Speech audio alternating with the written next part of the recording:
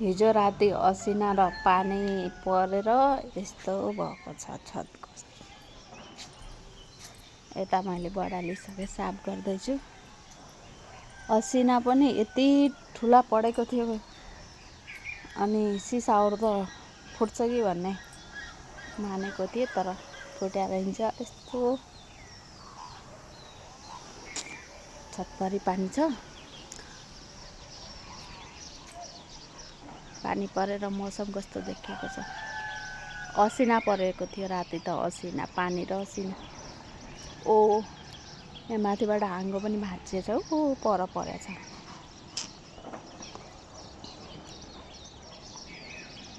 यसरी हाँगो भाँचिएर कहाँबाट कहाँ परे रहेछ, तल तल गएछ हाँगो भाँचिएर। यहाँ माथिबाट भाँचिएछ हाँगो।